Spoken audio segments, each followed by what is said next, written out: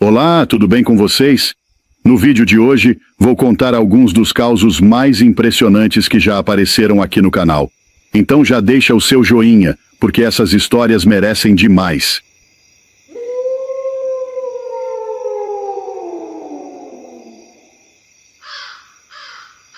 Diz que há muito tempo atrás tinha um sitiante. O homem tinha duas filhas, uma de 14 e outra de 15 anos. Duas moças já quase para casar. Naquele tempo, casava cedo. Só que ele tinha perdido a esposa. Morreu por causa de uma doença daquelas que tinha muito na época. Aí, como ele ficou meio desamparado, segurou as filhas. Não vai casar ainda, não. Vocês vai ficar aqui comigo cuidando de mim. Aquela coisa toda. O sítiozinho era ajeitado. Tinha umas plantações de café, umas vaquinhas de leite, umas coisinhas assim. E ele precisava de ajuda, né? Só tinha as filhas. Não tinha filho homem. As meninas faziam comida, limpava a casa, tratava de uns bichos ali e cuidava de tudo. E tinha um cachorro só. Um cachorro fiel demais da conta. Chamava Leão. O cachorrão bom, bonito, meio americanizado, grandão, ajeitado. Lá perto dele tinha dois vizinhos próximos. Tinha vizinho para todo lado, mas próximo mesmo eram dois. Um que morava do outro lado do córrego, mais ou menos uns 1000 metros para baixo, do outro lado mesmo. Esse era um velho solteiro, muito quieto, não dava abertura para amizade. Já o outro vizinho morava pro lado de cima, uns 500 metros. Quase irmão dele vivia lá. Todo dia estava lá, jogando truco, proseando. Parecia até que não tinha serviço. Vivia encostado.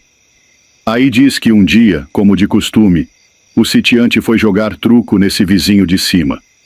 Deixou as duas filhas em casa cuidando das coisas, era durante o dia mesmo. E lá ficou jogando truco naquele piseiro bom, entretido. Daí a pouco chega o cachorro-leão, latindo feito doido.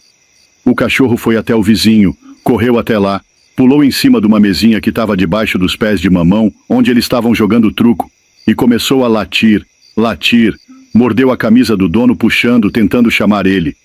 O sitiante deu um tapa no cachorro. Falou: "Sai daqui, tá doido?" O cachorro correu, voltou para a chacrinha. O vizinho achou estranho. Mas que danado de cachorro esquisito, sou. Nunca vi o leão assim. Continuaram jogando truco. Passou aí uns 20 minutos. Lá vem o cachorro de novo. Latindo, pulou em cima da mesa, jogou as cartas tudo pro lado, mordeu a camisa do dono tentando puxar. Dessa vez o homem se zangou. Cachorro doido do inferno! Puxou o 38 e deu um tiro no bicho. Pegou mal pegado. O cachorro correu de volta ferido para a chacrinha. Aí o vizinho olhou para ele e disse: "Esse cachorro é doido, mas é fiel. Vai atrás dele, vai ver o que ele tá querendo mostrar. Depois desse tiro aí, vai ter que sacrificar o bicho mesmo." O homem foi. Desceu para a chacrinha. Chegou lá, não viu o cachorro. Gritou pelas filhas. Nada de resposta. Entrou na casinha de taipa, bem feitinha, grande. Quando entrou, achou as duas moças na cozinha. Mortas. Degoladas. Do jeito mais feio que se pode imaginar. Desespero. Grito. Dor. Correu para o vizinho pedindo ajuda, dizendo que tinha acontecido uma tragédia. O vizinho foi lá, confirmou que as duas moças tinham sido abusadas e mortas logo depois. Aí começou aquele corre-corre. Um falava uma coisa, outro falava outra. O vizinho falou: "Foi aquele outro de lá de baixo, o esquisito, o velho solteiro. Tem que ser ele." Foram lá, na casa do vizinho lá de baixo, do outro lado do córrego. Chegaram lá, não tinha ninguém. Correram, vasculharam, gritavam. Nada. Só desespero. Aí o vizinho disse: "E o cachorro?" Aquele cachorro correu atrás do dono, tentou avisar 2 vezes, levou tiro. Vai ver que ele tem alguma pista. Saíram atrás do cachorro. Entraram no cafezal, andando no meio do mato, olhando, procurando. Acharam o cachorro. Estava deitado em cima do corpo de um homem. O cachorro grandão cobria quase tudo. Correram lá, tiraram o bicho de cima. Quando olharam, o homem estava com o pescoço todo mordido, morto. Olharam bem, era o vizinho lá de baixo. O quietão, o estranho. Agora entenda o que aconteceu. Esse vizinho foi na chacrinha, viu que o sitiante não estava, que só estavam as duas moças. Fez o que fez com as meninas. O cachorro viu. Correu para avisar o dono, tentou tirar ele do jogo de truco. Primeira vez tomou tapa. Voltou para a chacrinha. Deve ter visto o homem tentando fugir. Correu de novo para o dono. Segunda vez levou um tiro. Mesmo ferido, correu de volta. Deve ter cercado o criminoso. Lutou. Mordeu o pescoço até matar. E morreu com o tiro, deitado em cima do corpo do homem que fez aquilo com as meninas. Quando o sitiante chegou e viu aquilo, viu o cachorro morto em cima do assassino, puxou o 38 e tirou a própria vida. Não aguentou o desgosto. Além de perder as filhas, ainda deu tiro no cachorro que só quis ajudar. Diz que esse caso foi real. Muito antigo, mas real. Para quem gosta de causos, é bem possível que já tenha escutado algo parecido. É triste. Muito triste. Mas fica aí de ensinamento. Não se pode largar as filhas, nem confiar demais em vizinho esquisito.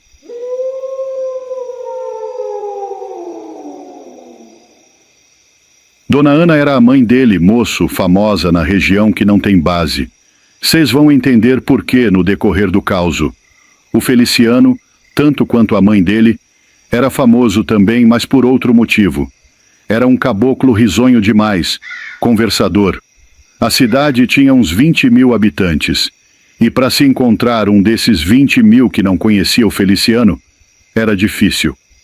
Ele era mão aberta para as coisas, risonho demais. Chegava numa festa de casa de família. Não precisava nem conhecer. Ele adentrava, fazia amizade, mandava em cerveja, carne, virava aquele piseiro, a festa aumentava, ficava bom demais. O povo falava que ele não era prefeito ou vereador da cidade porque não queria, porque se candidatasse ganhava. Ganhava na hora.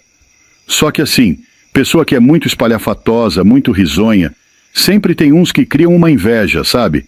Aquela inveja braba, vontade de ser igual, mas não consegue. Aí vira ódio, ódio gratuito. Um dia o Feliciano foi num bar. Ele não parava em casa de jeito nenhum. Não era casado, então vivia na rua, enturmando com gente pra lá e pra cá. Todo dia ele estava num bar diferente, bebendo, conversando. Nesse dia, ele enturmou com um rapaz. O povo falava que esse rapaz já estava querendo matar ele de inveja fazia era tempo. Enturmou com um rapaz. Conversa vai, conversa vem, bebendo, música alta. Aquele negócio de bar. Do nada, começou uma briga entre Feliciano e esse outro. Mandaram o cadeado um no outro. Mas o Feliciano, embora andasse armado, não puxou o revólver. Só que o outro puxou uma faca e voou no Feliciano. Já passou a faca nele igual doido, cortou ele todinho. Esse camarada correu para os matos, porque o povo tentou pegar ele. O povo gostava demais do Feliciano, viu aquela cena, já quis apartar, segurar o outro. Mas ele deu no pé, correu para o mato. Tentaram salvar o Feliciano, mas o golpe foi fatal, moço. Nem teve jeito, foi ali mesmo. Morreu no bar.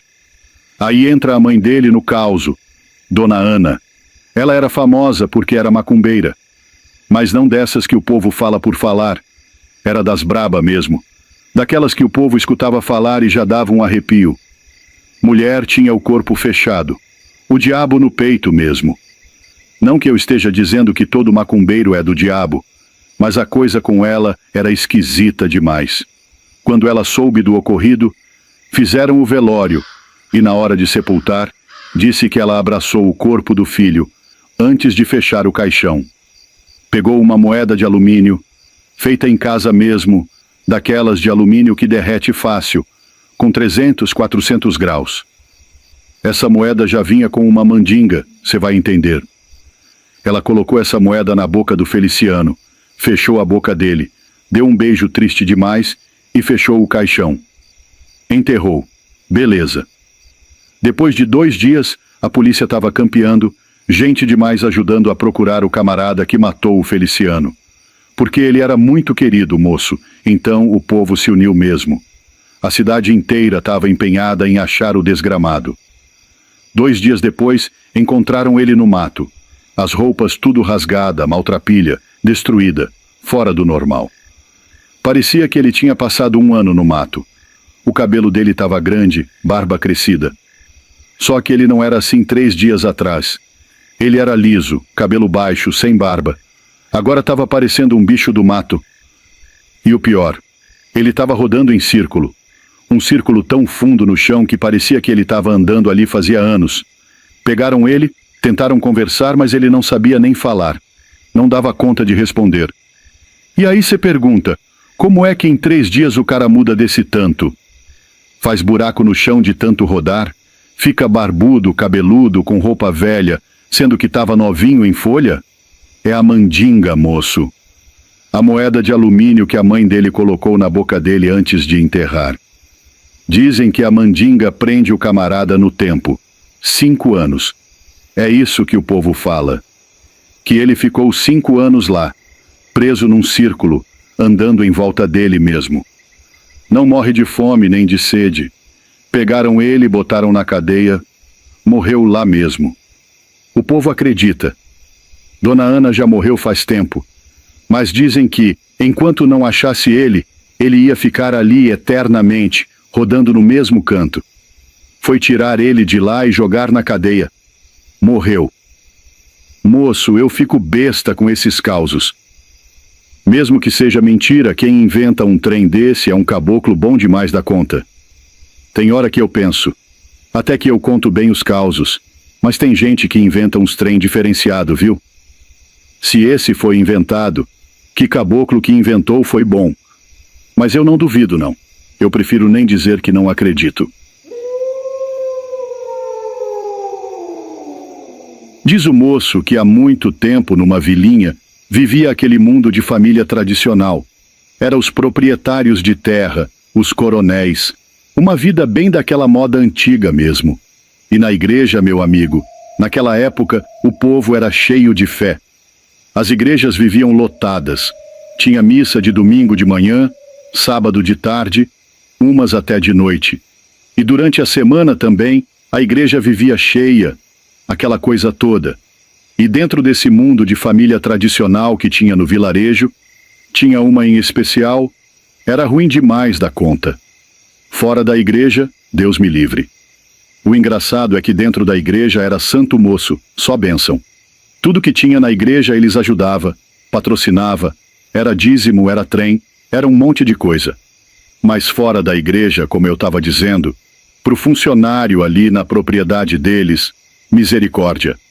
Funcionário era tratado que nem bicho. Era ruim demais da conta. E o pior de tudo era o seguinte: o patriarca da família, o pai daquela molecada toda, o povo lá dizia que fazia mal até para a própria filha. Você entende, né? Para a própria filha, Ave Maria. E aquele boato se espalhou. Fulano faz isso, faz aquilo, aquele negócio. Você sabe como é cidade de interior. Mesmo sem ninguém falar, parece que o trem brota do chão. As fofocas nascem do vento. E o povo naquela época tinha um negócio. O pai que fizesse esse tipo de maldade com a filha virava bicho. Isso em vida. E depois de morto então, aí é que virava bicho de vez. Diziam que estava aparecendo lobisomem pra lá e pra cá, e o povo já falava que era ele, esse fazendeiro, que estava fazendo esse mal com a filha. E aí, aconteceu o que estava para acontecer. O fazendeiro morreu. Aí foi que o povo ficou com medo, porque como eu disse, em vida virava bicho. E depois de morto aí, virava o bicho completo mesmo. Morreu. Aquele negócio esquisito. O povo já com medo demais da conta. Fizeram missa de 7º dia, enterraram aquela coisa toda. Passou uma semana, sempre uns 7 dias, né? Ou melhor, foi depois de 14 dias, que é 7 da missa e mais 7. Diz que a sepultura dele era feita com uma árvore forte, um trem bom mesmo, não era coisa vagabunda não. Mas rachou tudo. Moço, aquilo lá, o povo ficou assombrado. Já estava todo mundo com medo dele virar bicho. Já tinha burburinho rolando. Então o povo ficou de olho, meio que vigiando a sepultura. Quando rachou tudo, correram para a igreja. Tem que chamar o padre, tem que resolver isso. O padre olhou e disse: eu não vou ter como interceder, não. Vou chamar o bispo. Vou chamar o povo todo da igreja grande, graduada, trazer para cá. Às vezes eles têm uma ciência maior para esse tipo de coisa. Aí veio o bispo. Veio tudo quanto era a autoridade da igreja. Vieram para lá, para os pilares da fé daquele povo. Se reuniu o bispo, o padre, o sacristão, todo mundo dentro da igreja para conversar o que iam fazer. Porque se aquele homem explodisse de dentro da sepultura e saísse para fora, ia virar um bicho do diabo, capaz de matar gente. O povo ficou apavorado. O padre e o bispo, junto com o sacristão, tudo ali trocando ideia, resolveram: vamos encomendar um gaiolão de ferro, e na meia-noite da sexta-feira nós vamos lá, desenterra o morto antes dele virar bicho, põe dentro da gaiola, e quando virar bicho, queima ele lá dentro mesmo. Diz que era assim que os bispos faziam, porque os padres não tinham esse poder, não. Tinha que ser o bispo mesmo. Combinado. Encomendaram um gaiolão de ferro, um trem grande, pesado. Trouxeram de carroça lá da capital. Demorou um dia inteiro para chegar. E o povo morrendo de medo do bicho sair da cova antes. Quando o gaiolão chegou, na meia-noite da sexta-feira, o padre, o bispo, o sacristão, subiram na carroça e foram lá no cemitério. Desenterraram o morto. Diz que o homem já estava encorado, já estava todo encabelado, parecendo mesmo que ia virar bicho. Botaram ele dentro do gaiolão. No outro dia, amanheceu.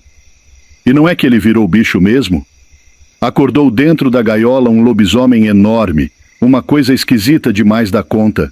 Dentão azul, garra grande, pulava de um lado para o outro dentro da gaiola. Aí o bispo, o padre, o sacristão, meteram fogo. Meteram fogo mesmo. O bicho virou cinza ali dentro. Se acabou. Esse caso o povo conta que é verdade. Diz que foi lá na Bahia. Os antigos contam isso com um medo. Você vê na cara deles. Até evita contar. Só fala se você insiste muito. E mesmo assim conta com o olho arregalado lembrando de coisa feia. Eu acredito, viu? Quando é essas histórias de gente antiga, antiga mesmo, não é qualquer um que inventa. Principalmente nordestino velho desses bem antigos. Pode reparar, eles não falam coisa à toa não. São quietos. Agora se você perguntar, eles falam. Mas falam meio desconfiado, meio ressabiado. Não é de mentira não. Fala o que é de verdade mesmo. Pois é. E você? Acredita? Ele era tocador de viola, cantador dos bons, mas não estava dando muito dinheiro. Como ele mexia bem com gado e sempre teve vontade de conhecer as Mata Alta do Pará, acabou indo para lá, para ver se ganhava um dinheirinho e já aproveitava para conhecer o lugar. Arrumou esse serviço numa fazenda. Era aquele tipo de peão que na hora do almoço comia muito, e a primeira coisa que fazia depois de comer era deitar no chão frio. Comia demais, deitava no chão frio e ficava lá, santanando logo, dormia. E tinha um despertador natural, parecia. Dormia lá no chão e se encontrava certinho na hora de voltar para o serviço. 1h e pouco da tarde, meio-dia e pouco, ele já estava de pé para trabalhar de novo. Pois foi. Nesse dia aí ele comeu demais, exagerou no almoço e fez o ritual de sempre. Deitou lá na área, no chão daquele piso queimado, deitou com o pescoço esticado e ficou olhando lá para frente, onde tinha uma mata bonita, uma mata alta, uma maratona do Pará mesmo. Mata bonita. Ficou admirando aquela mata. Como eu falei, ele era violeiro, encantador, sempre estava com a viola por perto. Aí, deitado ali, olhando para a mata, escutou um trem chamando ele de lá de dentro da mata. Uns 150 metros para dentro, mais ou menos. Aí ele pensou consigo: tá na hora do almoço, tô com a viola aqui. Foi adentrando a mata. Na porta da mata ele pediu licença. Quando entrou de vez, o trem parou de chamar o nome dele. Ele ficou meio assim, mas já que estava ali mesmo. Os passarinhos estavam cantando, a mata era a coisa mais linda. Sentou ali debaixo de um pé de pau, começou a pontear a viola, soltar uns versos bonitos. E os passarinhos cantando junto, uma coisa maravilhosa. Ele de olho fechado, soltando os versos, ponteando a viola. Quando abriu os olhos, deu de cara com um índião do Xingu, lá do Parazão, olhando fixo para ele. Disse que o índio falou: "Moço, você vem comigo, te amo, acompanha, índio." Ele se assustou com aquilo. Pensou: o que foi que eu fui fazer da vida agora? Mas não tinha jeito. O índio estava com um facão, um arco e flecha nas costas. Teve que acompanhar. Foi acompanhando, adentrando a mata. Andaram muito, demais. Chegaram numa aldeia. Quando ele viu aquele monte de índio, aquelas ocas, aquela indiada toda, pensou: agora lascou, pode me aposentar por aqui mesmo, daqui não saio mais. Achou que os índios era canibal, pensou que era o fim, pensou que iam achar que ele estava invadindo a terra deles. Aí, o índio que trouxe ele, levou até a oca principal da aldeia, onde estava sentado o cacique. O cacique falava a língua dele. Falou: homem, não precisa ter medo não. O cara aí que você tá com medo, fui eu que mandei ele te buscar lá na mata. É que eu tava escutando você ponteando essa viola e cantando.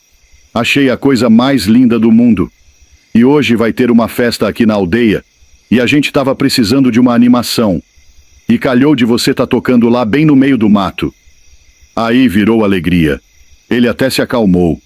O cacique falou: ó, só eu e aquela moça ali falamos português, o resto do povo não fala tua língua.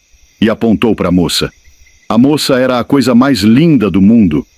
Linda, o cacique falou. Começa a tocar aí para nós. Toca uma moda. Já tá quase escurecendo. A festa vai começar. Ele começou a pontear a viola, cantar, e virou aquele negócio. Escureceu, começou a festa, a indiada toda reunida. Dança, música, alegria. A moça que falava português ficou olhando para ele, não tirava os olhos dele. E ele também não desgrudava os olhos dela. Ponteava a viola sem nem olhar para o instrumento. Virou um clima. E o mais estranho, no meio da festa já virou casamento. Casamento dele com a Índia. Festa, banquete, música, alegria, tudo junto. O cacique nem achou ruim. Foi só alegria. Ele pensou: hoje é meu dia de sorte. A festa foi rodando, até que acabou. Todo mundo foi para os seus aposentos. A mulher dele, recém-casada, entrou para a oca e ele ficou ali fora, ponteando devagarzinho a viola, olhando para a lua. A lua estava bonita, clareando a mata. E ele ficou pensando: hoje foi um dia que nunca imaginei que ia viver. Aí foi começando a amanhecer. Ele se espantou. Mas já está amanhecendo? Uai, passou rápido demais. Parece que foi um sonho. Quando clareou mesmo, aquele mesmo chamado da mata voltou. A voz chamando de novo lá de dentro da mata. E ele pensou: tá me chamando de novo? Foi acompanhando. Foi andando para dentro da mata, quando de repente um homem velho cutucou ele e acordou. Ele era dormindo, deitado na área da fazenda, no chão frio.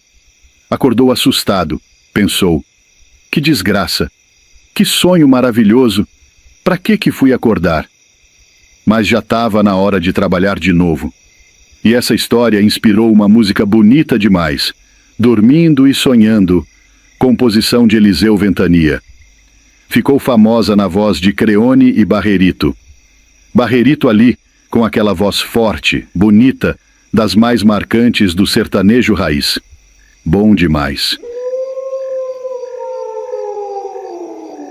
Isso foi lá em 1988, em Goiás, na região da Piranha. O homem, quando gostava de uma coisa, se afundava naquilo de um jeito. Na época era as pacas. Ele tinha até uma serva de paca, lá para baixo da sede, num buritizal, perto de um curgo. Coisa de uns 300 metros da sede, mais ou menos. no meio de um capinzal fundo. Todo dia ele estava lá cevando. E só cevava com abacate. Tinha uns abacateiros na fazenda, mas quando não estava dando fruto, ele comprava na cidade, pagava o preço que fosse, trazia saco de abacate, botava no congelador e levava para a serva. Dizia que paca no abacate era outro sabor, outra carne, outra coisa. E ele tratava daquelas pacas como se fosse bicho de estimação. Tinha até uma dentro de casa, tratava como cachorrinho. As do mato também ele tratava bem demais. Só matava os macho velho quando começavam a brigar com os mais novo. Aí ele derrubava o mais velho para deixar o mais novo virar o chefe lá no meio das pacas. Um dia, ele chegou para a mulher e falou que ia demorar na serva. Disse que ia levar a espingarda porque tinha um macho velho lá, bravo, que não deixava os outros tomar o lugar dele. A mulher só fez muxoxo, já estava meio cansada daquilo. Mas como ela não podia ter filho, não reclamava dos gostos do marido. Subiu para a serva. O trepeiro dele era baixo, coisa simples, ele mesmo que tinha feito. E o homem tinha um conhecimento danado com os bichos. Quando a paca vinha com filhote, ele só de bater o olho já dizia se era macho ou fêmea. E não era sorte, não. O cabra sabia mesmo. Naquele dia ele chegou com a espingarda, umas 8 horas da noite. Veio uma paca com filhote, ele ficou só olhando, foi embora. Depois veio outra, uma fêmea sozinha, comeu um bocado, foi embora também. Aí veio um machinho novo. E paca tem disso, às vezes come meio separado. Aí, lá pelas 10 horas da noite, chegou o pacão macho. O bicho comeu bem. Ficou ali um tempo. Era o último dia de vida dele. Quando ele virou para sair, o caboclo meteu a vintona na testa do bicho. Mira boa demais. Acertou na testa mesmo. Desceu do trepeiro com a paca nas mãos. Tava com a espingarda nas costas, a paca na mão direita e a lanterna na esquerda. Vinha andando tranquilo, acostumado com o caminho.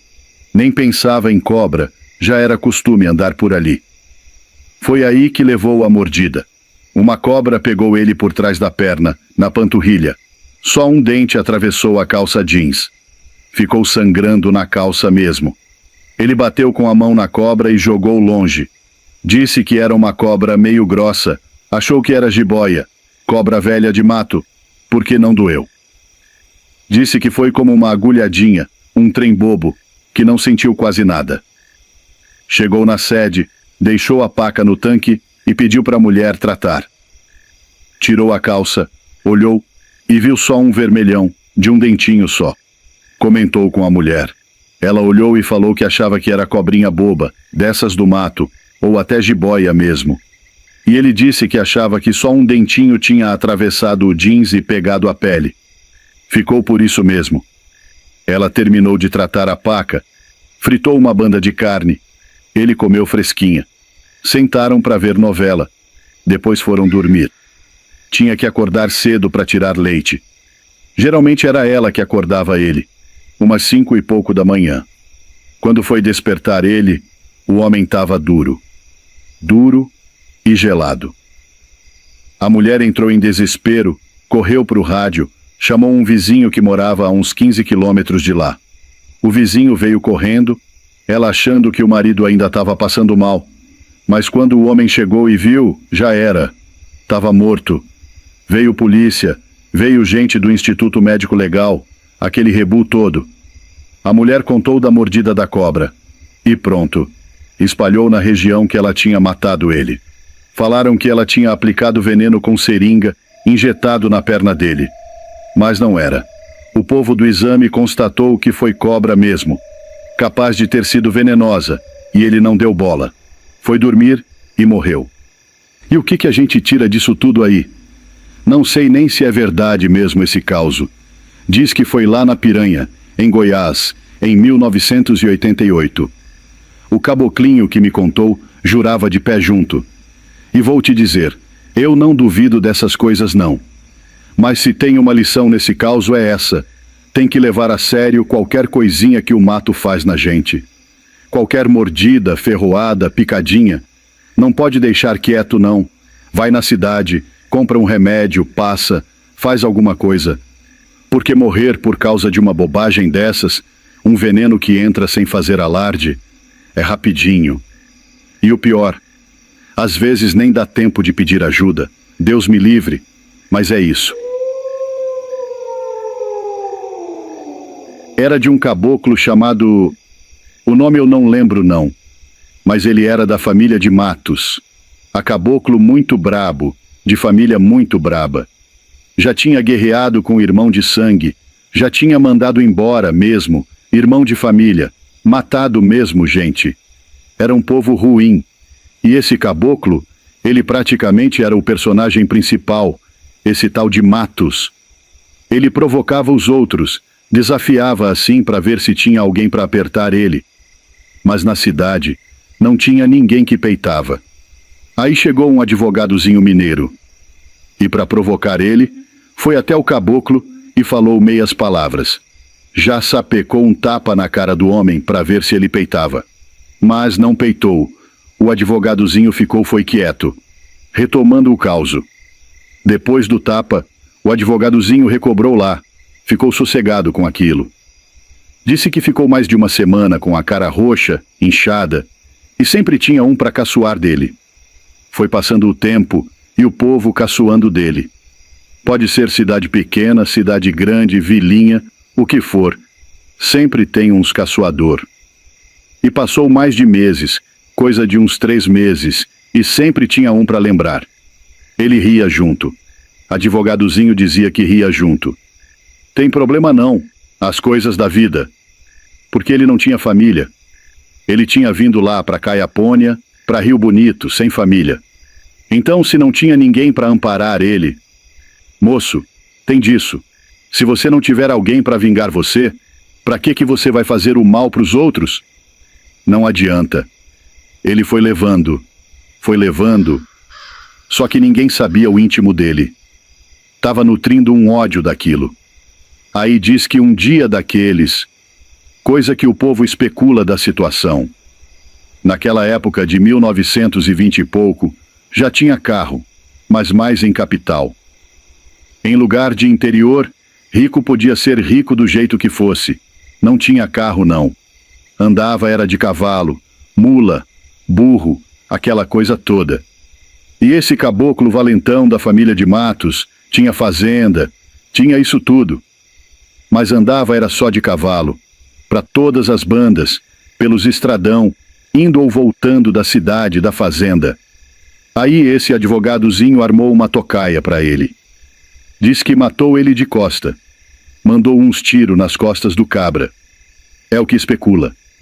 Diz que ele caiu assim do animal. O advogadozinho foi até ele, virou ele de frente e mandou um monte de tiro na cara dele. Coisa feia demais. Antigamente o trem era feio. Hoje é feio, imagina antigamente. Que era tempo de honra. Então o trem era feio, até pior que hoje, se você for ver. Diz que ele deixou um bilhete no peito dele assim: a valentia se acabou. Aí souberam que foi o advogadozinho, porque ele estava advogando para uns e para outros na cidadezinha, na vilinha. E depois do de Matos ter morrido, ele sumiu. Porque tem aquela coisa. Esse de Matos tinha inimigo demais. Mas como o advogadozinho sumiu, então ficou aquele negócio no ar. Depois de um bom tempo, diz que teve uma guerra entre os morbéticos e os cavalinhos, já lá no Alto Araguaia.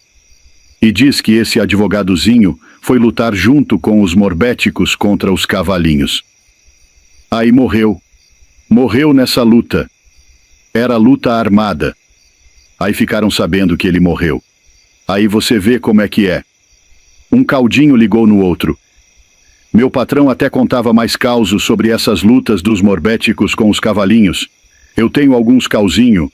Uma hora dessas eu vou tentar formular bem na minha cabeça. Lembrar como é que ele contava. Para quem tem curiosidade. É bacana, viu? Essas lutas que teve aqui no Mato Grosso, tudo por conta de riqueza, de diamante, aquela coisa toda. Vamos ver se eu conto uma hora dessas. Então é isso. O desfecho é mais ou menos esse. Como todo valentão, morre feio. Esse de Matos morreu feio. Advogadozinho também, provavelmente, né? Quem luta armada, moço. A morte é feia também. Mas é isso aí. Espero que vocês tenham gostado do caldinho. Pelo menos é um causo interessante assim. Coisa de muito antigamente. 1920 e pouco. Tem quase 100 anos, viu?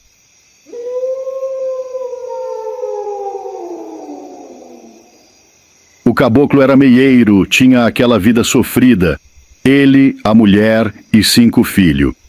Viviam sempre dependendo dos fazendeiros, das terras dos outros. E nisso ele tinha um gadinho até bom. Aí conversa com um, conversa com outro, ajeitou uma terra.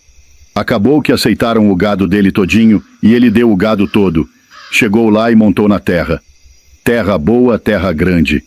Só que a terra estava suja, era uma mata só. Mas já tinha terra, e naquele tempo o caboclo tinha coragem, tinha força de vontade, de trabalhar de fato. Não tinha facilidade como hoje, então tinha que entrar quente mesmo. Os meninos dele ajudando, fez o barraco lá e começou a morar. Fez uma cerquinha aqui, outra acolá, começou a derrubar mata para formar. Sorte que naquele tempo podia meter fogo. Já era um adianto. Começou a formar na base do machado, enxada, enxadão. Vai daqui, vai dali. Ele formava lá uns 25 hectares por ano.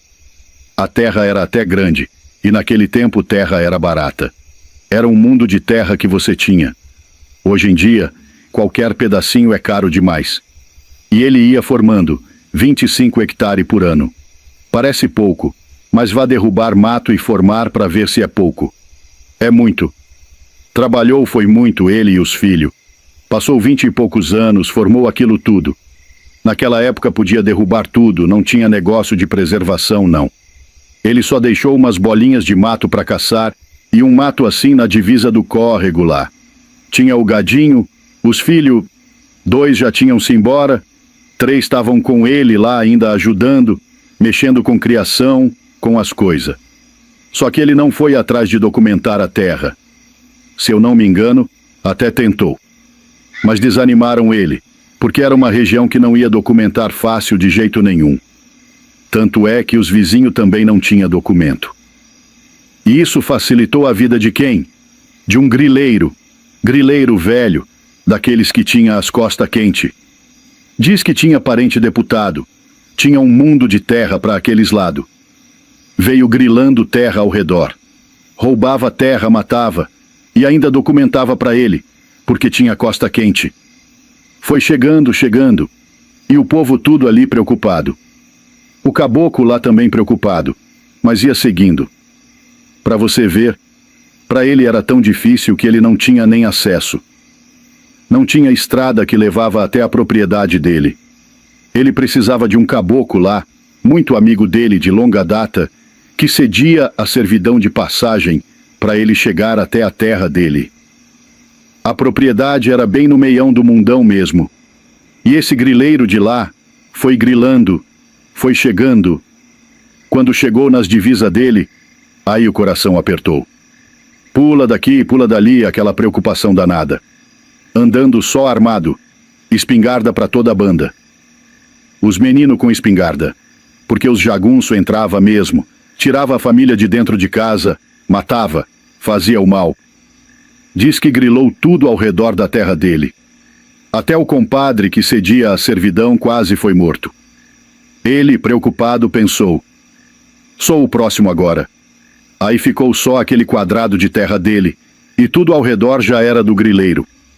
Ficou ali, sempre armado, sempre de vigia, mal dormindo, porque sabia que uma hora ia ser ele.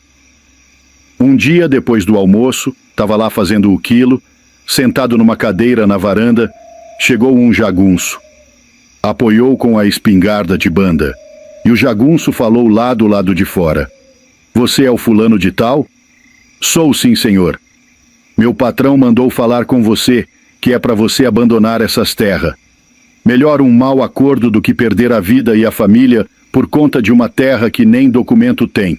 Ele assuntou o caboclo e respondeu: recado tá dado, tá bom. Então volte lá e diga pro seu patrão que eu não devo nada a ninguém. Talvez, só talvez, Eu devo a minha vida para Jesus. Essa terra aqui para mim é sagrada. Eu derramei suor demais aqui. Minha mulher, meus filhos. Eu não saio daqui não.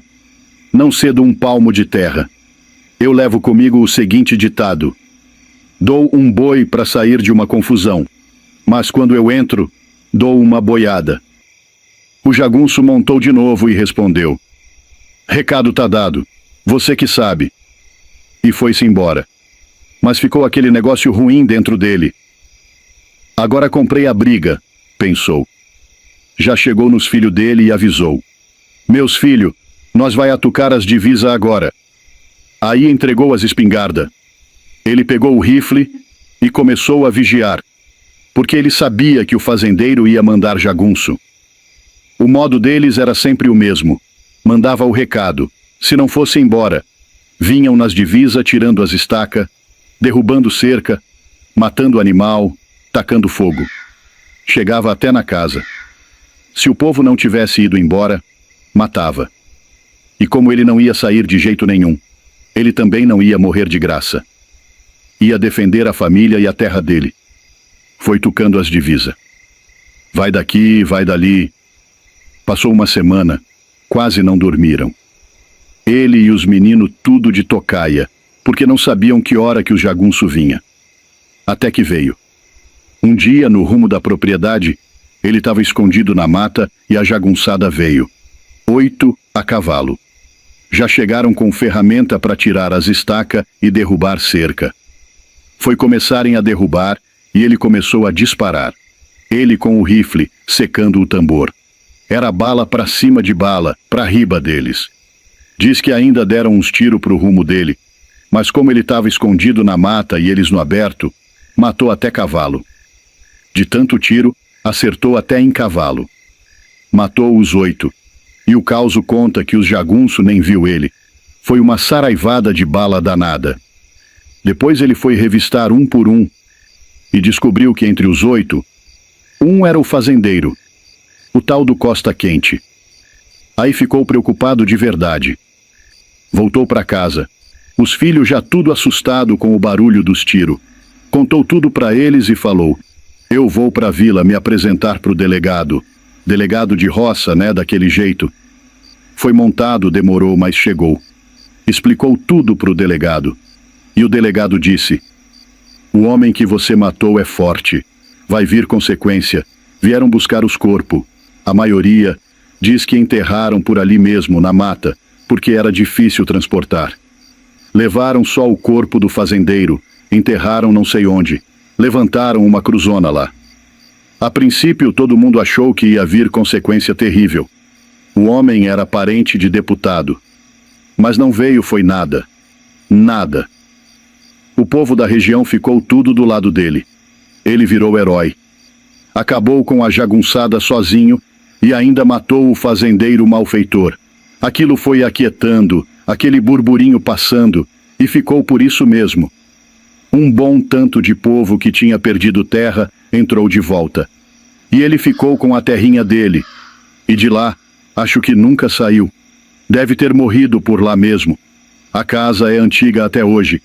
Tem até uma música de Taviano e Tavares, Grileiro de Terra. Eles fizeram essa música por conta desse causo. É acontecido. Eu não sei se foi em Minas Gerais ou se foi em Goiás. Eu escutei de um moço aí, já tinha escutado a música lá e perguntei: você não está copiando a música, não? Ele: não, esse caso é antigo. Esse aqui é de verdade.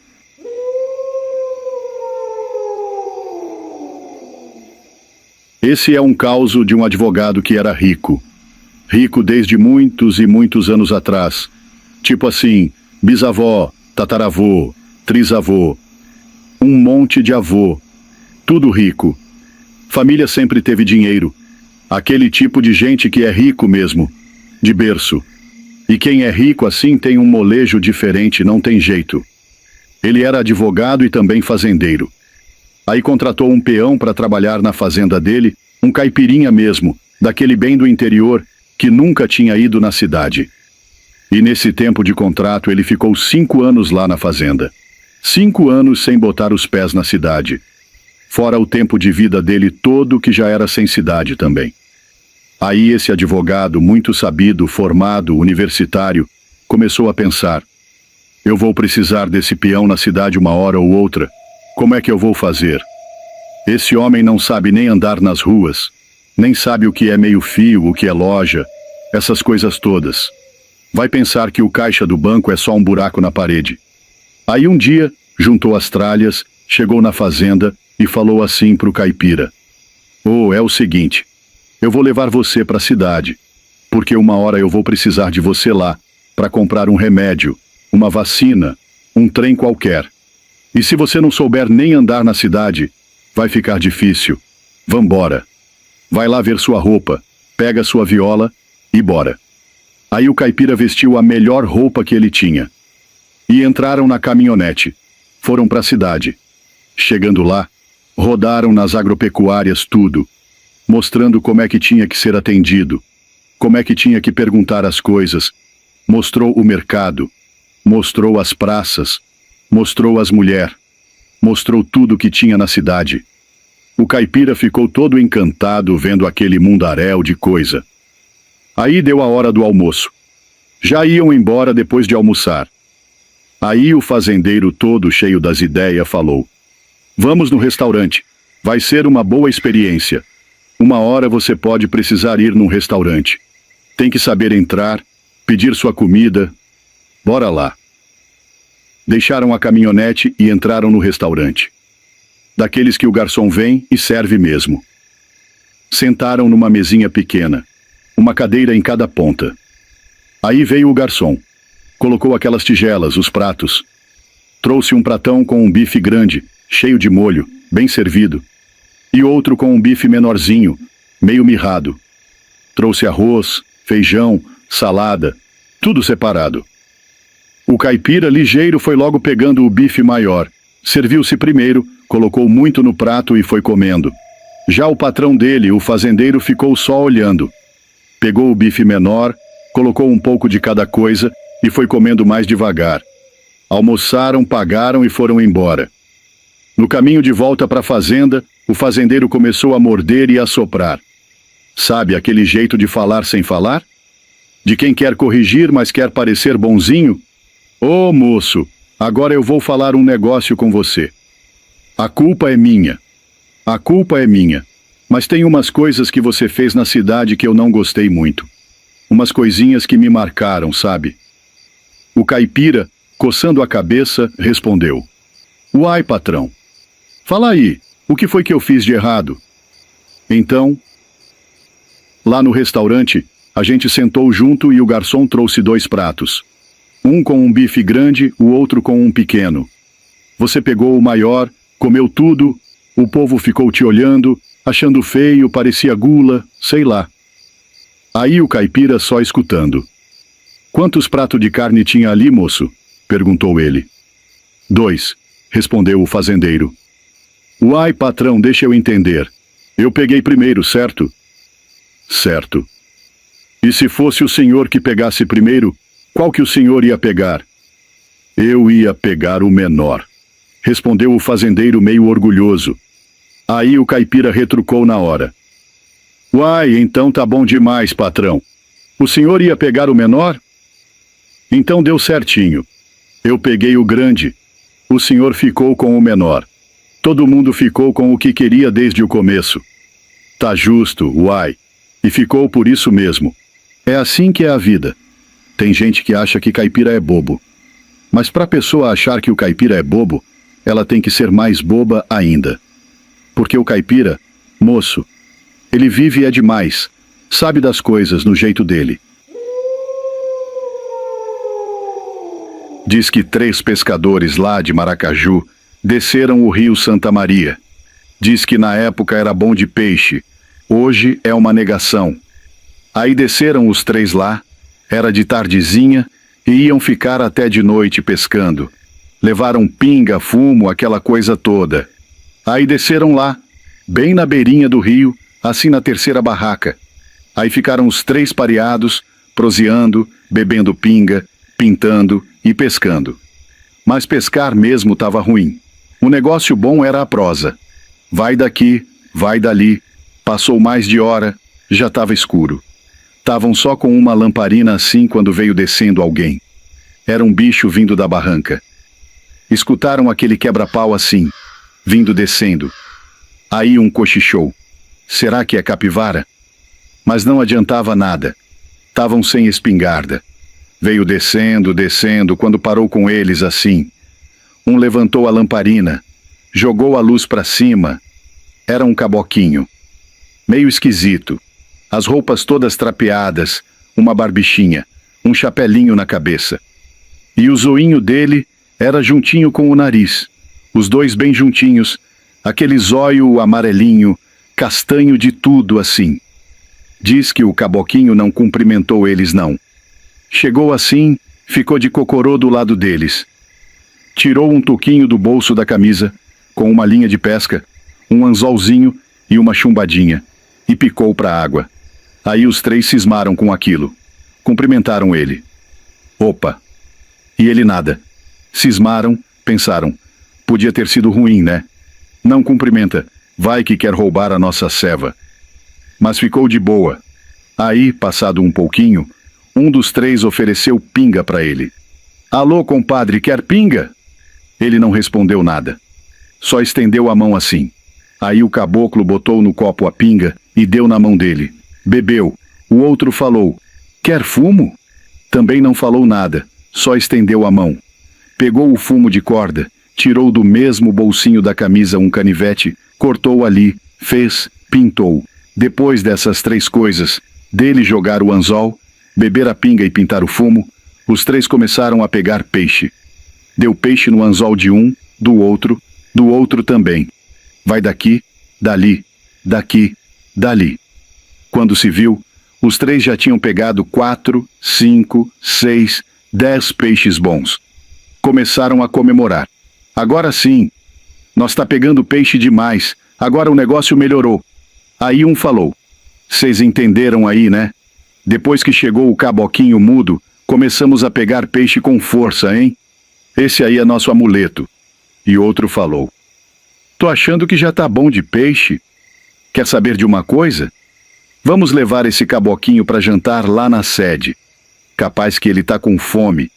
Magro desse jeito e só jogou o anzolzinho dele e não pegou nada. E olha, eu tô achando que ele é sujo, é mudo, mas surdo não é. Que nós ofereceu as coisas e ele aceitou, né? Só não fala. E eles conversando do lado dele, e o caboquinho lá só olhando. Disseram, vamos subir lá na sede da fazenda. Vamos jantar mais nós. Diz que ele recolheu a linha e foi subindo junto com os três. Foram indo, pegaram o carreador da frente com a lamparina e quando chegaram perto da sede da fazenda, tinha um curral. Quando chegaram perto do curral, esse caboquinho se separou dos três. Abriu a porteira do curral. Aí um falou, ô moço, a sede é lá.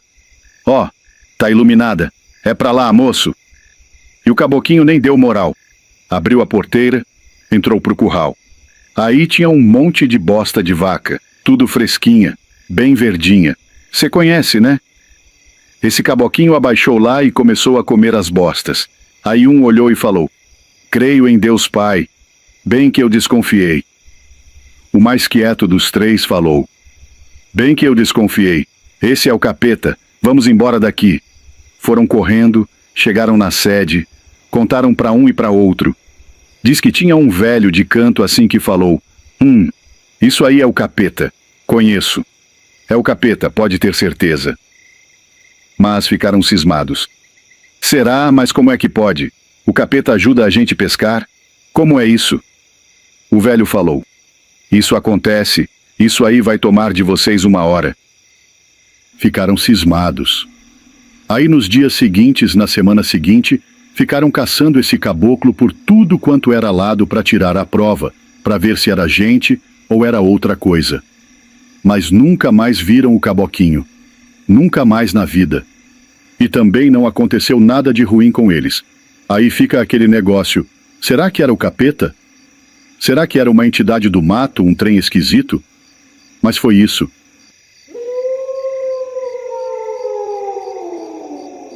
Disse que tinha uma família bem tradicionalzinha mesmo da roça.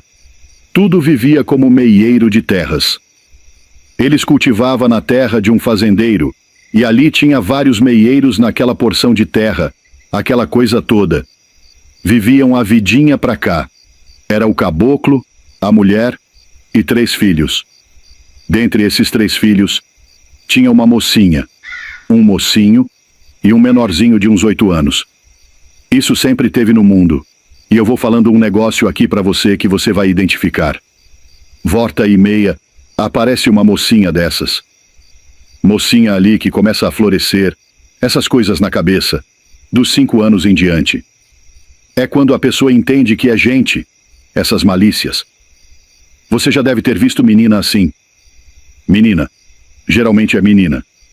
Eu não sei se é o diabo, eu não sei o que é, mas encarna mesmo.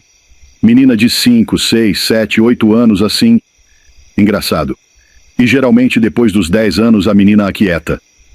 Mas dos 5 aos 10 é o coisa ruim em vida, em questão de malícia. Malícia que eu tô falando você sabe o que é. Coisa errada, coisa feia. Essa menina dentre esses 3 filhos era meio espritadinha, meio esquisitinha. Já tinha umas malícia esquisita.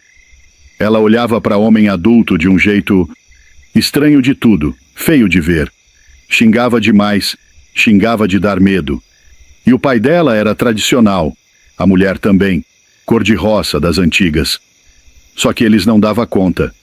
Disseram que já bateram tanto nessa menina que já não aguentava mais. Já tinham largado de bater, porque se fosse continuar, uma hora ia acabar matando a criança. Aí nisso ele largou. Não, abandona, deixa ela viver do jeito que tá. E a guria subia em pé de árvore, xingava, matava gato. Gatinho recém-nascido, pegava e jogava na lavagem dos porcos. Fazia o piseiro mesmo. Disseram que naquela época já estava no finalzinho desse ciclo rural forte.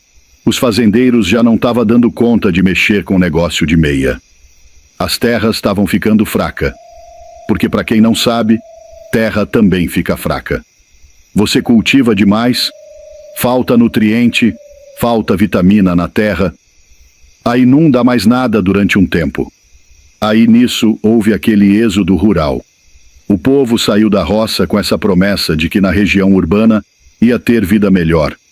E essa família foi. Mas antes de ir, arrumaram as trouxinhas, aquela coisa toda. Disseram que já estavam pegando aqueles dias de carroça, carro de boi, de a pé. Juntava aquela ruma de gente e ia. Era tudo juntinho mesmo, aquela coisa de retirante indo pras capitalzinha, cidadezinha maior. Disseram que ajeitou tudo. Quando saíram pra estradinha sem rodagem, a menininha encapetada lembrou: "Ah, eu esqueci um negócio lá em casa." Era uma choupana feinha de barro e pau a pique, aquela coisa toda. Ela voltou. O pai, a mãe e os 2 irmãos continuaram na estrada, andando devagarzinho, meio que esperando ela. Ela voltou lá na choupaninha. Quando chegou, abriu a porta, olhou assim. Tinha uma velha dentro. Ela meio que ignorou a velha, pegou um negocinho lá que tinha deixado. Não sei se era uma bonequinha feita de sabugo, um trem assim. Quando ela pegou a boneca, deu as costas, já ia correndo, ignorando a velha. Aí a velha gritou com ela: "Você vai me deixar aqui?" Só que falou assim, sem virar. A menina olhou, mas a velha continuava lá, de costas. Não olhou para a menina. A menina ficou olhando, mas a velha nem virou. Aí a menina falou: "Mas quem quer, sou?" "Olha, bicho." Falou desse jeito. Aí a velhinha virou. Moço, na hora que a velhinha virou, não era velhinha mais não. Era o capeta em vida. Um bicho mais esquisito do mundo. Ela gritou e o bicho voou nela. No que voou nela, ela clamou a Deus. Clamou mesmo, com toda a força. E esse capeta baixou debaixo da terra e sumiu. E ela correu. Correu pro pai e pra mãe, lá chorando naquele piseiro, pedindo perdão, aquele negócio todo. Depois daquilo, fala pra mim. Ela voltou a xingar? Voltou com essas malícias no olhar? Essas coisas feias? Não, senhor. Mudou. Mudou de tudo. O povo fala que virou até freira. Encarnou com o negócio de Deus mesmo. Reza, oração, religião. Aprumou. Esse caso eu tenho certeza que você já ouviu de diversas formas. Esse caso é muito falado, muito contado. E dizem que é verdade. Pode ter acontecido ainda assim. É um caso que não aconteceu com uma pessoa só, não. Com várias. Porque essas personalidades de criança que já nasce com esse negócio incorporado, ixi, tem demais no mundo. Deus me livre. Até hoje acontece. Até hoje.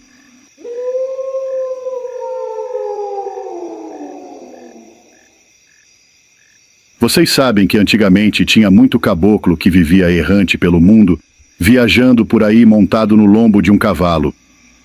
Viajava pelo Brasil todo, saía do Goiás, ia para Minas Gerais, vinha para o Mato Grosso, descia para o Paraná, subia para o Nordeste. Vivia assim, nessa vida. Fazia um mal feito aqui, corria para ali. Fazia um mal feito ali, corria para cá.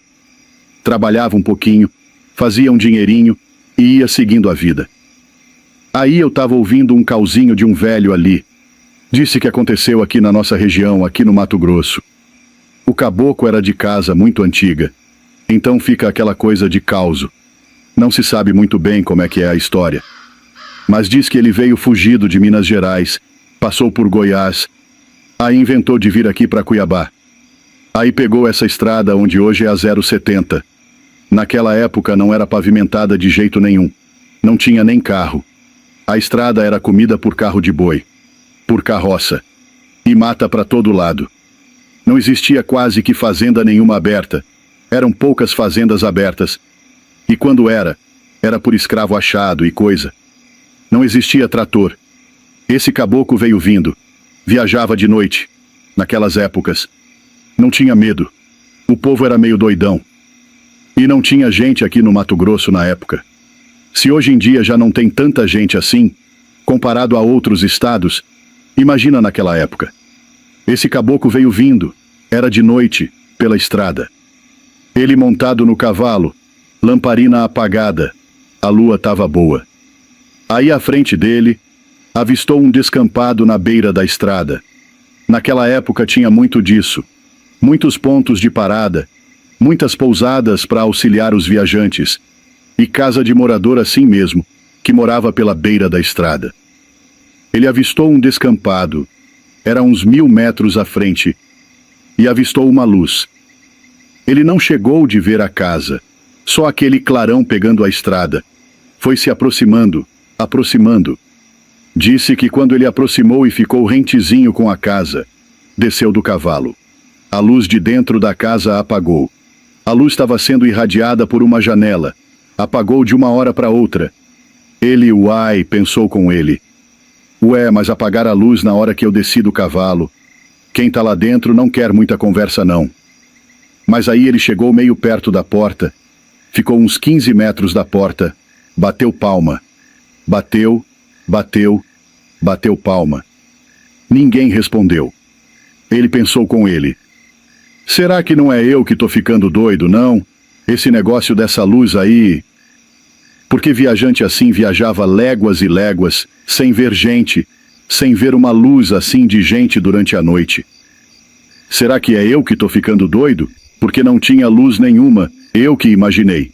Aí ele foi até o cavalo, pegou a lamparina, acendeu. Bateu o pé na porta, a porta estava destramelada, porta de madeira.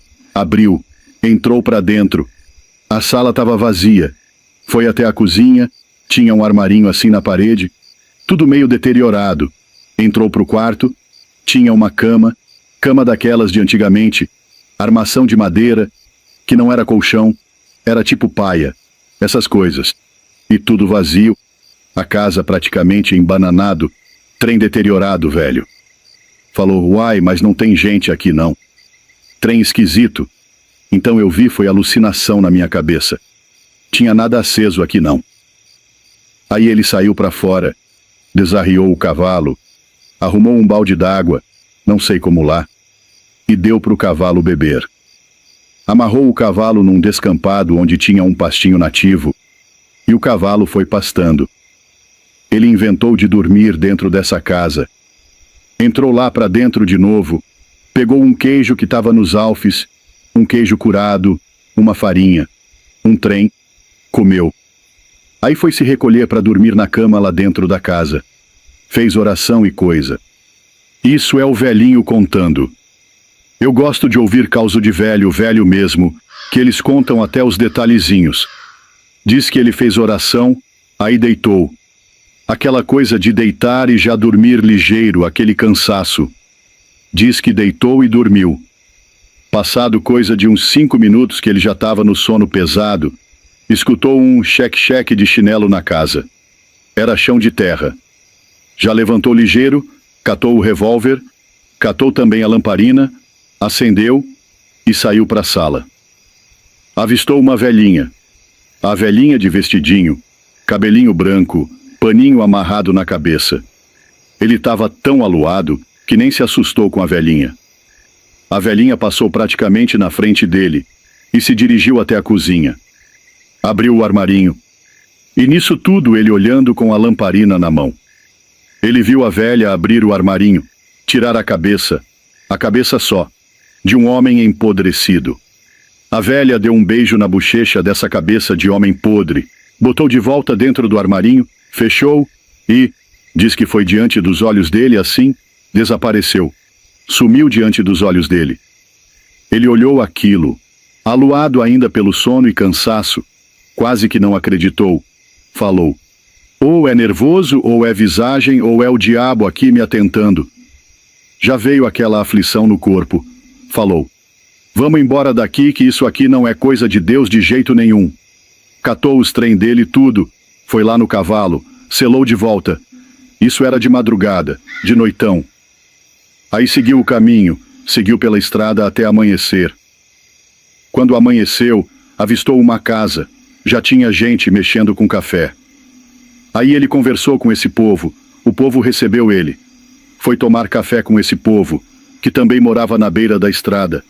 Aí, conversa vai, conversa vem, tomando café, ele comentou: tô vindo de longe, e aqui é difícil ver gente.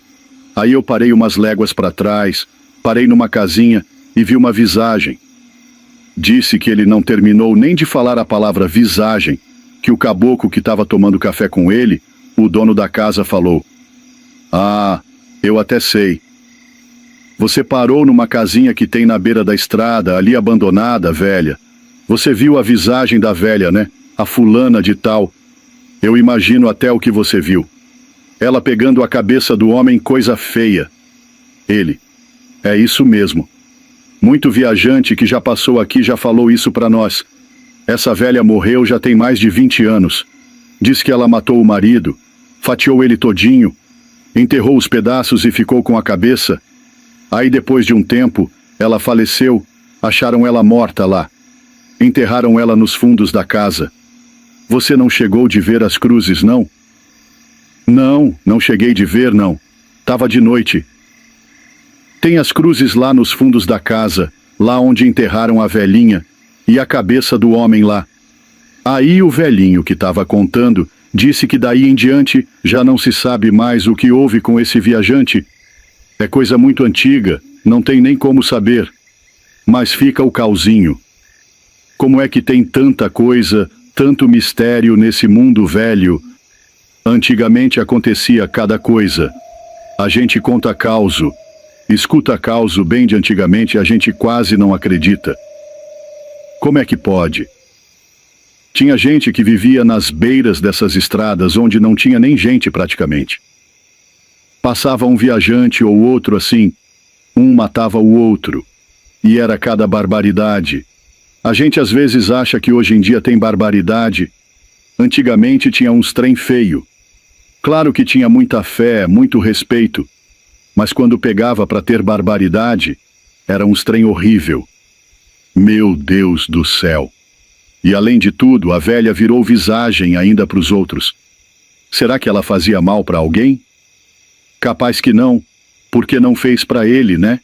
Só apareceu mesmo, só para assustar, para assombrar. Eu fico imaginando eu numa situação dessa. Você imagina você... Primeiro que eu não dormiria numa casa abandonada. Mas imagina você, por uma precisão, ter que dormir numa casa abandonada. E durante a noite, do nada, um cheque de chinelo te acorda, você vai ver uma velhinha. A velhinha vai lá, abre um trem, pega uma cabeça. Ah, Deus me livre, moço. Eu não ia ficar tranquilo, não. Ia soltar um berro ali, sair correndo. Deus me livre.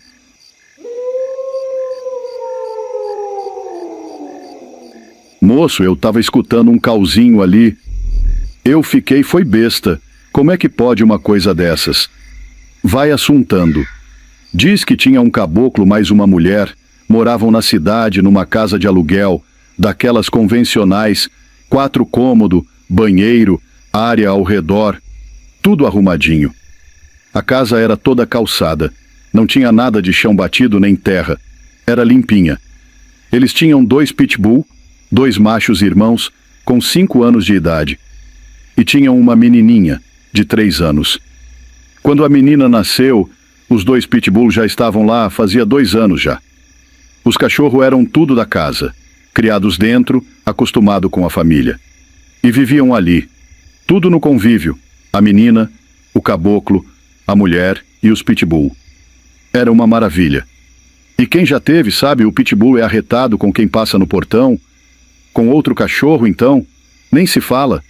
Mas com gente de dentro de casa, é um doce, é manso, é bicho bom demais. Só que é aquilo. Pitbull tem uns trem esquisito. Tem hora que parece que dá um clique neles, um estalo, que muda tudo. Pois vai escutando. O convívio ali era ajeitadinho. O caboclo, pai da menina, trabalhava em fazenda. A fazenda não era muito longe não, coisa de uns poucos quilômetros dali. Então ele ia de manhã e voltava de tardezinha. Trabalhava de operador de máquina. Aí nesse dia, ele foi trabalhar como sempre. Tava quase na hora do almoço. A mulher tava ali, acabando de aprontar o rango, escutando um radinho ligado. A menininha na sala, assistindo televisão, qualquer desenho desses. As portas da sala e da cozinha ficavam abertas. Os cachorros tinham livre acesso para dentro da casa. Porque era tudo calçado, não sujava nada. Os cachorros eram de dentro, era da família mesmo. A mulher ali entretida nas panelas, e a menininha na sala, assistindo. Disse que a mulher não escutou o choro, não escutou o rosnado, nem latido, nem nada. Silêncio total. Terminou de fazer o almoço, foi chamar a menina. Chamou e nada. Foi para a sala. Cadê a menina? Não tava. Televisão ligada, mas a menina sumida. Saiu pela porta da sala, para frente da casa. Quando ela olhou, caiu de joelho no chão berrando. A cena era de arrepiar. Os 2 pitbull em cima da menina. E a menina, moço, era uma carne moída só. Eu fiquei transtornado de escutar esse causo. Nem entendi como que a mulher não escutou nada. Nem um rosnado, nem a menina gritando. Uma menina de 3 anos já fala, já berra. Diz que ela fez foi berrar mesmo, mas não deu tempo de nada. E olha só como às vezes vale a pena ter vizinho fofoqueiro. Diz que uma vizinha ali do lado escutou a zoeira, saiu no portão e viu a mulher de joelho no chão, gritando. O portão da casa estava trancado. A vizinha pulou o muro, correu para agarrar a mulher, tirou ela de perto da cena, porque senão ela endoidava ali mesmo. Ligaram para o bombeiro, para a polícia, chegaram, mas aí já era tarde demais. Tiveram que abater os 2 cachorros, porque eles estavam ensandecidos. E tiraram a menina de lá, mas já estava sem vida. Aí foi que o trem pesou de vez. Ligaram para o pai da menina, mas ninguém teve coragem de contar por telefone. Falaram que era urgente, ele veio correndo. Quando chegou, a menina já tinha sido levada. Não sei para onde, mas já estava sem vida. Ele só viu o sangue no chão e a mulher caída berrando. Depois disso, as coisas desandaram. Enterraram a menina, fizeram o sepultamento e tal, e o casal acabou se separando. Não aguentaram a barra. A mulher endoidou mesmo, de tomar remédio. de ter que voltar a morar com os pais. Mulher de 30 e poucos anos, formada e tudo, teve que recomeçar do zero. O homem diz que ficou meio abalado, mas depois seguiu a vida. Hoje parece que já está casado de novo, tem outros filhos. Mas não é porque seguiu que esqueceu. Isso aí deve ter dilacerado ele por dentro. Fiquei matutando. Pitbull é um cachorro misterioso demais. A maioria desses casos de ataque, de acidente grave, é com pitbull. O povo que tem pitbull não gosta que fale, vai logo defendendo. Mas é só pesquisar. É a raça que mais aparece nesses casos. E veja, eu não tô aqui para criticar a raça não. É uma raça dócil, sim. É boa, sim. Mas tem esse problema aí. De vez em quando dá um estalo na cabeça deles. E aí, meu amigo, eu mesmo não teria um pitbull de jeito nenhum. Aqui em casa eu tenho 6 cachorros, mas nenhum é pitbull. Nem quero. Porque quem já teve cachorro macho mais brabo, sabe? Chega uma hora que o bicho testa a gente. Ele tenta ver se é ele ou você que manda. E aí, se ele for um pitbull, quem é que vai segurar? É muito arriscado. Ainda mais com criança em casa. Deus me livre. E volto a dizer, não critico quem tem não. Mas eu, ter um pitbull com criança pequena, isso eu não teria nunca. Mas é isso. Só mais um cauzinho desse mundão velho. E esse aí me deixou foi sem chão.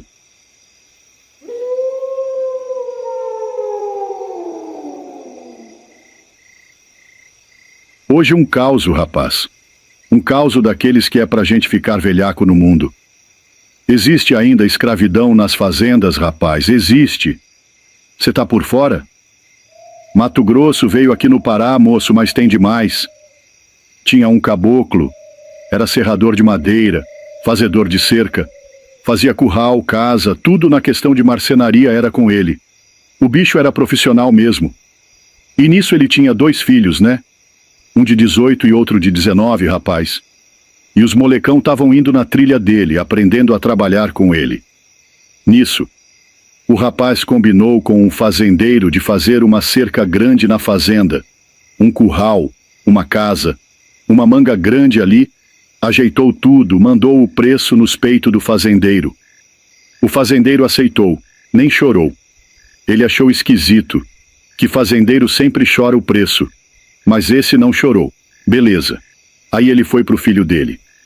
Ô meu filho, nós tem serviço em Dom Aquino, aqui no Mato Grosso mesmo.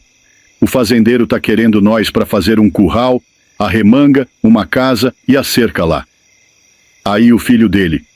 Vamos então, pai, mas quanto que ficou o serviço? Foi tanto? Bom demais, hein, pai? Foram. O fazendeiro levou eles para a fazenda. Logo eles começaram a fazer. Primeiro era para fazer a cerca de divisa, depois a casa, a sede do caseiro e após isso, o curral. Eles eram 3, o pai e os 2 filhos. Então trabalhavam rápido, rapaz. Faziam 2, 3 quilômetros de cerca por dia. Bem ligeiro. Nisso, fizeram a cerca rapidamente, já fizeram a casa e começaram o curral. O combinado de pagamento era por etapa. Fizesse a cerca, ganhava o ordenado da cerca. Fizesse a casa, ganhava da casa. O curral, a arremanga e assim por diante. Terminaram a cerca, terminaram a casa e estavam começando o curral. Foram falar com o fazendeiro. Seu fazendeiro, terminamos ali tal coisa, você podia já pagar nós aqui para não ficar o bruto todo e ficar ruim para pagar depois. O fazendeiro falou, não, vocês vão ter que esperar.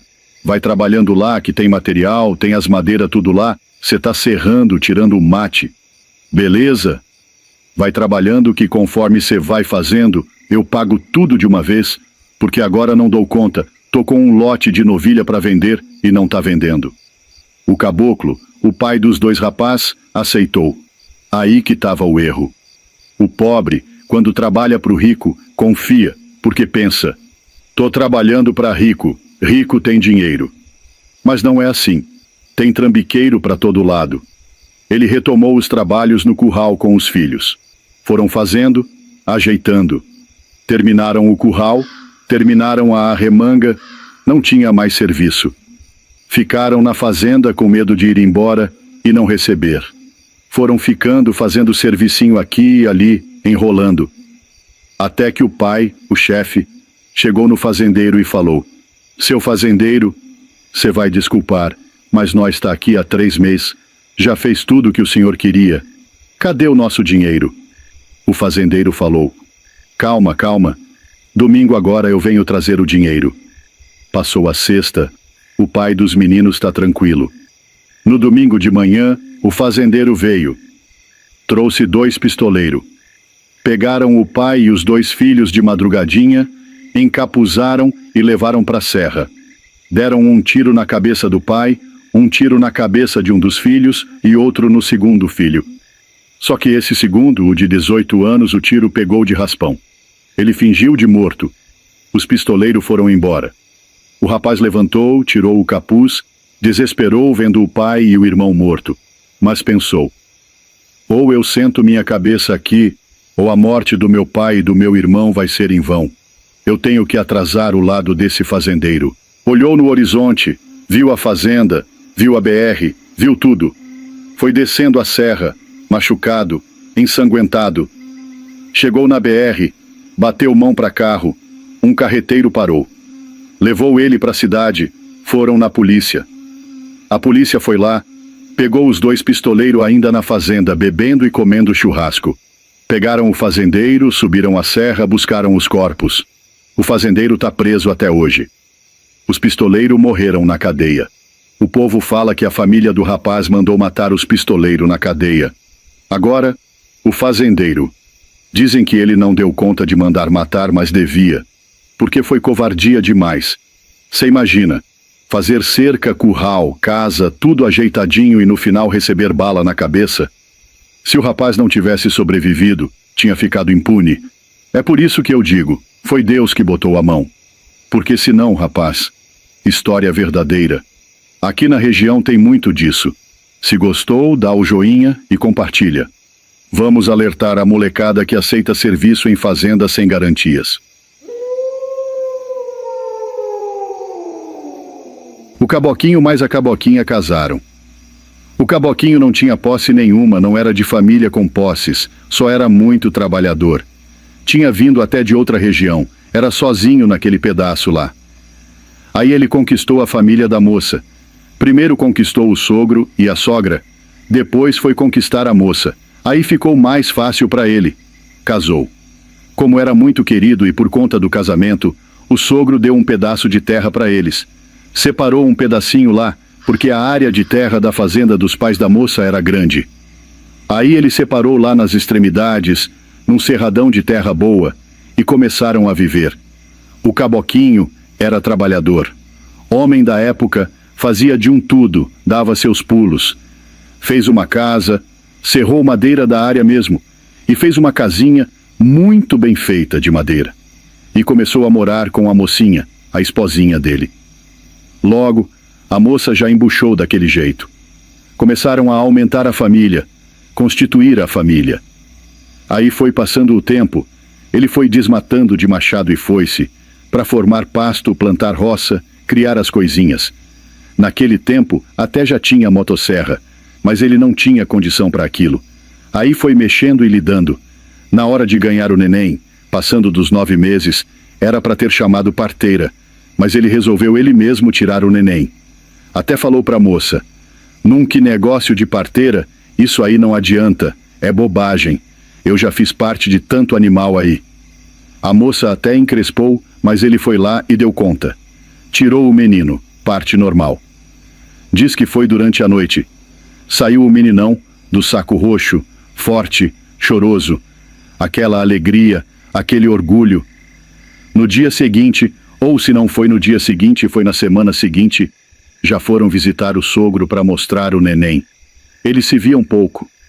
Era na mesma área da fazenda ali do sogro, só que a sede era longe, então não se viam muito. Volta e meia iam se visitar. Aí foi aquela alegria toda do bebezinho, aquele chamego. Depois voltaram a viver a vidinha deles, cada um no seu canto. Os sogros para lá e eles na areazinha deles, plantando, mexendo. a mulherzinha cuidando do bebê e da casa, e ele trabalhando na roça, dali para aqui. Um dia desses, ele com espingarda. Sempre ia para o mato com espingarda, que lá tinha muito perigo. E também porque sempre matava a caça do mato. Naquele tempo não tinha geladeira. Você matava e já dava um jeito de comer. Fazia carne seca, carne de lata, essas coisas. Tinha que estar sempre matando bicho. Diz que ele, eu não sei se estava desmatando de machado ou se estava destocando roça, deu de cara com uma onça. Uma onça vermelha, uma onça parda, com 2 filhotes. Filhotão já meio grande, do tamanho de um cachorro médio. Ele puxou da espingarda, deu um tiro na onça e matou os 2 filhotes de bala. A onça sumiu baleada e ficou por isso mesmo. Largou os filhotes lá e foi embora. Só matou por matar. Tem disso. Quase que tradição. Era muito assim antigamente. Matar onça para afugentar, para espantar o bicho, para não ficar por perto das criações e tudo mais. Aí voltou para casa de tardezinha, contou para a mulher. Ela até ficou meio preocupada. Mas essa onça que saiu baleada aí, será que morre? Morre sim. Isso aí pegou na parte dela. O tiro foi bem dado. Aquilo ali não vai vingar não. Vai morrer. Passou. O menininho, eles tinham feito um bercinho para ele e tinham mania de dormir com a janela aberta. Passado quase um mês daquele negócio da onça, 1h da noite, eles que dormiam cedo, não tinha energia naquela vida não. Não escutaram nada durante a noite. Se entrou alguma coisa, ninguém viu, ninguém soube. Diz que, numa certa hora da noite, o choro do menininho. O menininho no berço, chorando. Aí ele acordou, levantou, acendeu a lamparina para ver. Tinha aquele negócio de revezar. 1h era a mulher, outra hora era o homem para olhar o neném quando chorava. Era a vez dele. Pegou a lamparina.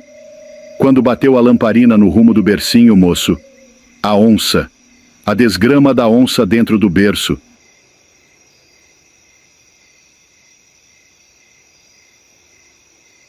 Foi um espanto tão grande que ele ficou desesperado.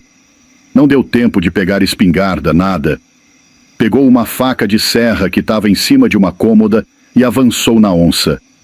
Deu umas cutiladas nas costas dela. A onça deu aquele urro e pulou a janela. Aquele desespero. A mulher já acordou com o berro dele, com o susto de ver a onça no berço. Acenderam mais lamparina, foram ver o neném. Tava tudo aberto. O peitinho do menino tudo aberto. Aquele desespero. Jogaram um lenço por cima e ela falou: "Vamos pro meu pai, vamos pro meu pai." Montaram. Não sei como pegaram esse burrinho, se estava ali perto da casa. Montaram os 2 no burrinho. O burrinho nem era acostumado a andar com 2 na garupa, mas foram assim mesmo, o bebezinho no colo dela, e partiram para a casa do sogro, dos pais da moça. Chegaram lá. Diz que antes de chegar, o nenenzinho já tinha perdido a vida. Abriu tudo, não tinha como salvar. Foi aquele desespero. Os sogros vendo o netinho morto daquele jeito, aquele trem todo. Naquela época era tristeza, mas o povo era mais forte para essas coisas. Passaram por aquilo. Diz que tiveram mais 6 filhos e viveram a vidinha tranquilo daquele jeitão. Tem disso. Provavelmente a onça fez por vingança. E eles não conseguiram matar ela. Eu até questionei. Mas e a onça, foram atrás para matar? Diz que foram. Mas essa onça mesmo, não acharam. Outras onças acharam, mas essa não. Porque essa teria que estar com um ferimento na parte de trás, uma cicatriz, alguma coisa. E nunca acharam uma onça com isso. Provavelmente morreu. Pegou infecção, não deu conta de caçar bicho do mato, e foi atentar na casa deles. A gente fala que a onça foi vingativa, mas às vezes é por conta do tiro. Com dificuldade para caçar, ela pensou: vou entrar na casa e comer alguma coisa da criação. E nesse caso pulou para dentro da casa e pegou o neném. Não sei. Ou a gente pode mesmo interpretar como vingança. Difícil saber. Mas é isso aí. Espero que vocês tenham gostado do cauzinho. Meio triste. Mas é as coisas que aconteciam antigamente. Vocês sabem que tem uns negócio meio esquisito no mundo. Dizem que na década de 1970 tinha uma mocinha, moço, e você vê, na época as coisas eram diferentes demais. O menino podia ficar na porta de casa de noite que nada acontecia. Não tinha essa bandidagem, essas coisas esquisitas de hoje em dia, não. Essa menina mesmo, você vê, ela estudava. Era na época que tinha colegial, aquelas coisas tudo certinho. Aí ela estudava de tardezinha e voltava. Jantava com o pai e a mãe dela e saía para fora. Era aquelas casinhas com um murinho decorativo, coisa de uns 40 centímetros, com um portãozinho. Coisa mais linda. Tudo desenhadinho, o aço do portão trabalhado daquele jeitinho. Ela sentava lá na frente da casa dela, de frente para uma praça grandona, bonita demais. E ela ficava lá comendo mexerica. Era o prazer dela. Ficava vendo o movimento, comendo a mexeriquinha dela. De vez em quando o pai dela ia lá com ela também, a mãe ficava olhando o movimento. Mas ela, todo santo dia, era carteirinha, estava lá sentadinha. Aí um dia ela estava lá, comendo a mexerica, como de costume, olhando o movimento daqui e dali, do povo, dos namorados, aquelas coisas de antigamente, tudo de mãozinha dada, bonito, sem ousadia. Aí ela olhou mais adiante, devia ser umas 7h30, 7h40 por aí. Vinha vindo um camarada que ela nunca tinha visto. Ela conhecia todo mundo. Todo dia era mais ou menos as mesmas pessoas que via. Mas naquele dia, aquele camarada esquisito, todo de preto. Na época se usava muito roupa social, mas a dele era diferente. Paletó, calça, sapato ilustradinho, tudo preto. Mas era um preto reluzente, parecia até seda, coisa bonita de se ver. Um chapéu que tampava os olhos dele, só dava para ver o nariz. Esquisito demais. Ele veio andando pela calçada da praça, passou na frente dela e foi indo. Ela olhou na mão dele. Um anelzão de ouro com uma pedra que até reluzia. Bonito demais. Parecia que ele estava só caminhando. Fez a volta na praça e veio voltando. Quando ele veio voltando, ela tentou olhar na cara dele, coisa de criança mesmo, para se ver outro dia e reconhecer. Ela ficou tentando ver o rosto dele. Aí ele percebeu, ele notou que ela estava de olho. Ele olhou para ela e fez assim com o chapéu, levantou devagarinho. O chapéu estava escondendo os olhos dele. Quando ele levantou, os olhos dele eram fogo, vermelho de tudo. No começo ela tinha visto o nariz, mas quando ele levantou o chapéu, só dava para ver os olhos de fogo. Nariz e boca não tinha mais não. Ela deu um berro. Pai! Pai! O pai dela saiu lá de dentro correndo. Que está acontecendo? Ela. Meu Deus, um homem. Um homem ali de olho de fogo, sem boca, sem nariz, todo de preto. E olha que trem doido. O homem estava parado do outro lado da rua, olhando direto para ela. E ela apontava para ele. Lá! Lá! E o pai dela. Cadê, minha filha? Não tô vendo nada. Tá lá, pai. Aí ele falou. Peraí que eu vou lá ver. O pai dela foi onde ela apontava, e ela dizendo. Ele tá do seu lado. Mas o pai dela não via nada. Aí ele desconfiou. A menina entrou para dentro da casa desesperada, e a mãe pegou ela no colo, acalmando. O pai falou. Eu vou dar uma andada aqui. Esse trem é entidade, coisa de macumba. Foi pouca coisa que ele andou ali. Olhando por debaixo dos bancos da praça, achou uma galinha preta, morta há pouco tempo, toda picotada. Um monte de pingo de sangue, uns copos, cigarro aceso ainda, com brasa. O negócio mais esquisito do mundo. Ele olhou aquilo e falou, creio em Deus Pai, 1000 vezes. Entrou para dentro de casa e ficou. A menina perguntava, o que era aquilo, pai? Mas ele não queria responder. Demorou um tempão até contar que era macumba. E ela ficou proibida de ficar na frente de casa, comendo a mexeriquinha dela, vendo o movimento da praça.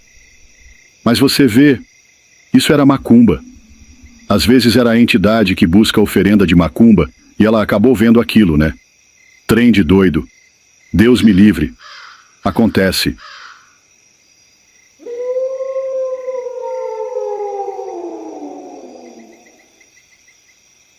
Eu lembrei de um goiano velho que contou pra mim. Ele tá até vivo, moço. O que acontece? Ele, depois desse caso, deu um perigo feio com ele. Deus me livre e guarde. Isso aí foi na época, deve ter uns 30 anos já. Ele era solteiro, trabalhava nas fazendas. Ele era, e ainda é, um bom domador de gado, de vaca leiteira, de cavalo, de égua, de mula. Mas não tem mais aquela destreza, aquela força de antigamente. Mas na época ele domava de tudo e ganhava um bom dinheiro com isso, trabalhando nas fazendas e tudo mais. E como ele era solteiro, não tinha mulher para trazer sossego para a vida dele. Quando dava final de semana ele saía, passava o carro dele para cá e para lá, para pegar uma mulher e se distrair. Aí disse que um dia, na época, ele já tinha carro. Era daqueles carro velho, moço, tipo Del Rey. Ou aquele outro que parece Del Rey, mas não é. Como é que chama? Esqueci. Ele tinha desses antigo, grande, tipo Santana. Esqueci o nome. Mas tinha um desses carros. Para você ver, ele ganhava bem, moço. Antigamente, para ter um carro daqueles, era só fazendeiro. Mas ele tinha, porque juntava bem o dinheiro, era solteiro, cabeça boa. Aí disse que ele pegou esse carro dele, foi num sábado assim, de tardezinha. Ele gostava de sair na tardezinha e só voltar no outro dia. Pegou esse carro e partiu para a estrada. Já estava quase escurecendo. A estrada era um brasão, moço. Assim, não tinha vizinho muito perto. Era a estrada lá do Goiás mesmo. Estrada de furauzão. Quando foi que ele meteu a lanterna do carro, passou numa curva assim e meteu a lanterna lá adiante. Na estrada, ele viu uma mulher correndo no meio da estrada. Ele deu uma aprumada no carro para correr um pouquinho mais, pisou um pouco mais fundo e chegou perto da mulher. A mulher, quando viu o carro, parou. Ela estava correndo e tal, e ela estava nuinha. Nuinha de tudo.